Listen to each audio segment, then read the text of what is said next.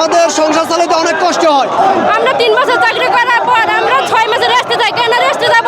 আমরা জাতীয়করণ চাই। বৈষম্য আন্দোলনের সময় আপনারা দেখেছেন রাস্তায় কোনো প্রশাসন ছিল না, কিন্তু আনসার বাহিনী প্রত্যেক থানায় ও জনগণের পাশে ছিলাম। বাংলাদেশে বন্যাপ্লাবিত হচ্ছে, আমাদের এই আনসার সদস্যের একদিনের বেতন কর্তন করে প্রায় 3 কোটি টাকা আমরা দিয়ে দিয়েছি। চুক্তি থেকে আমরা মুক্তি হতে চাই। আমরা কেন 3 বছর চাকরি করে 6 মাস রেস্টে থাকবো? সংস্থায় বেতন দেয় আমাদের 21,000 টাকা, আমাদেরকে 16,200 টাকা বেতন দেয়, আর বাকি টাকা কই আমরা এগুলো দেখতে চাই। আমাদের অনেক মনের ব্যথা নিয়ে আমরা এখানে এসেছি। আমাদের দাবি না মানা পর্যন্ত আমরা এখান থেকে রাজপথে যাব না। জাতীয়করণ করতে হবে।